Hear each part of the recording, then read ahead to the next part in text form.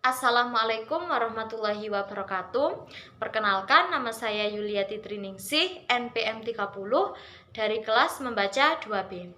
Di sini saya akan melaporkan hasil baca buku yang pertama saya, yaitu tentang pembelajaran bahasa Indonesia, apresiasi sastra di sekolah dasar. Nah, bab yang pertama adalah pembelajaran bahasa Indonesia di sekolah dasar.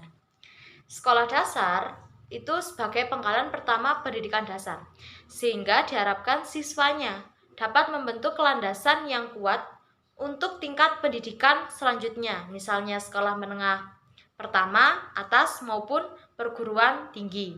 Nah, di SD juga sudah diajarkan tentang keterampilan berbahasa yang baik dan benar, sehingga siswanya mampu menimba berbagai pengetahuan, melatih tentang apresiasi seni, serta mampu mengembangkan dirinya melalui bakat dan minat.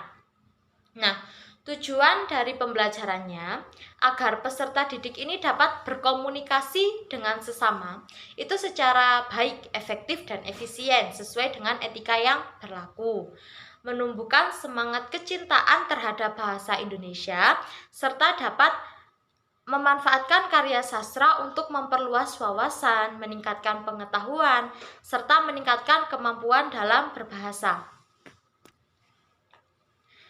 Komponen yang mencangkup kemampuan berbahasa dan bersastra itu ada 4. Yang pertama adalah mendengarkan atau menyimak. Untuk kelas tingkat rendah, biasanya siswa mendengarkan cerita dari guru maupun cerita dongeng melalui kaset.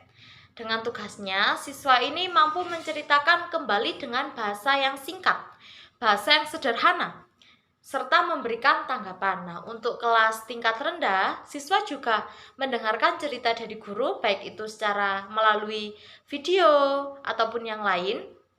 Dengan tugasnya, siswa ini sudah diberikan tugas untuk menjelaskan informasi yang diperoleh dan juga memberikan penilaian atau apresiasi. Komponen yang kedua adalah berbicara. Untuk kelas rendah, biasanya siswa ini masih disuruh untuk memperkenalkan dirinya maupun bercerita tentang pengalaman. Nah, baru untuk kelas tinggi, siswanya biasanya disuruh untuk berpidato, berceramah, diskusi, maupun wawancara. Komponen yang ketiga adalah membaca. Untuk kelas rendah, biasanya itu membaca permulaan atau membaca yang dieja. Nah, untuk kelas tinggi biasanya siswa ini sudah dapat membaca lanjutan, mulai dari membaca nyaring, membaca pemahaman, serta membaca cepat. Komponen yang keempat adalah menulis. Untuk kelas rendah biasanya siswanya ini diajarkan untuk menulis huruf, angka, maupun tegak bersambung. Nah, baru untuk kelas tinggi, siswa ini sudah diajarkan untuk bisa menulis paragraf, karangan, menulis surat, maupun menulis formulir.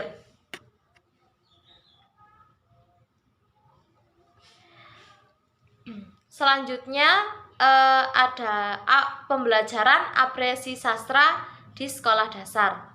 Sastra yang diajarkan kepada anak sekolah dasar ini sangatlah berharga, karena sastra ini dapat dijadikan sebagai titik acuan atau titik masuk pendidikan yang berkarakter. Kemampuan bersastra untuk anak SD bersifat apresiatif, karena dengan sastra dapat menanamkan rasa kepekaan terhadap kehidupan maupun lingkungan, mengajarkan siswanya agar bisa menghargai orang lain, tidak semena-mena terhadap orang lain, serta mampu menghadapi berbagai persoalan hidup. Bab yang ketiga adalah konsep dasar dan manfaat sastra dalam pendidikan. Mengapa sih sastra itu harus diajarkan? Ya, karena sastra menunjukkan kebenaran hidup. Sastra untuk memperkaya rohani.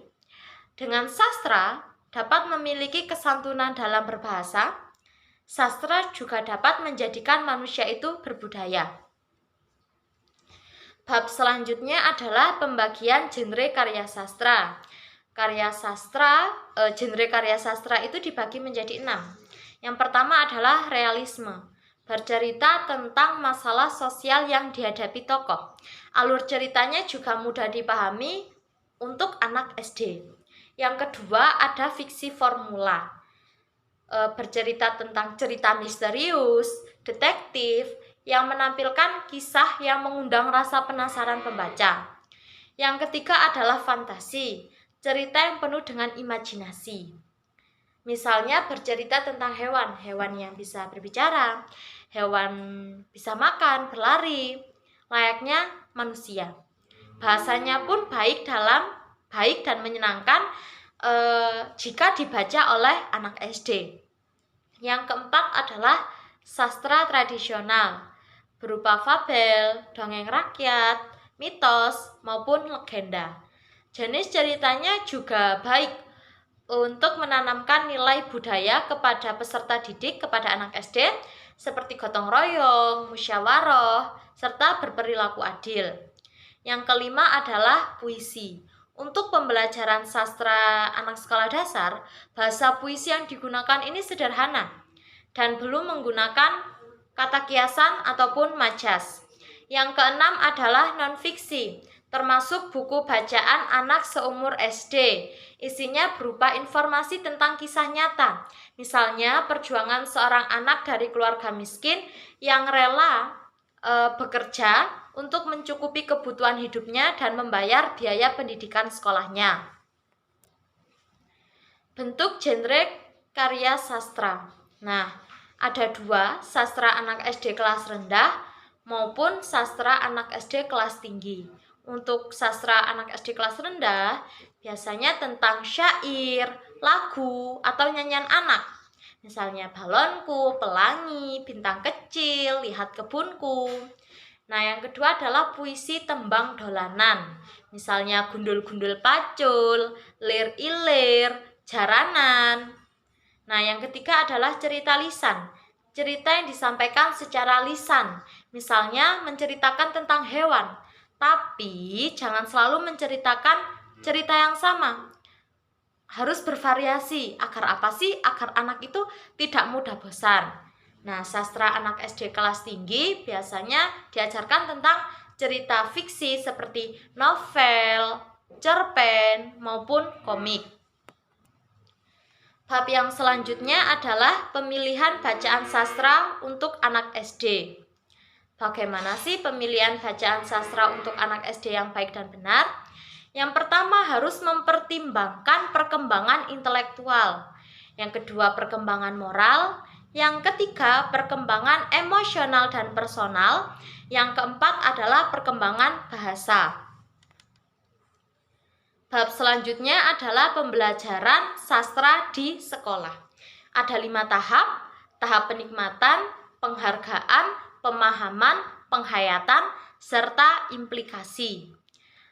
Kemudian bab selanjutnya adalah perangkat pembelajaran bahasa Indonesia di sekolah dasar. Perangkat pembelajaran bahasa Indonesia yang pertama adalah silabus. Silabus ini sebagai acuan pengembangan RPP, berisikan tentang identitas mata pelajaran, KD, indikator, alokasi waktu, materi pembelajaran, dan lain-lain. Yang kedua adalah RPP, rencana pelaksanaan pembelajaran, berupa skenario proses pembelajaran untuk mengarahkan kegiatan belajar peserta didik. Nah, bab terakhir adalah pembelajaran bahasa Indonesia melalui keterampilan proses atau CBSA, komunikatif dan whole language. Yang pertama adalah pendekatan keterampilan proses atau CBSA. Mengamati, menggolongkan, menafsirkan, mengkomunikasikan bahasa Indonesia dengan baik dan benar. Yang kedua adalah pendekatan whole language terpadu dan komunikatif.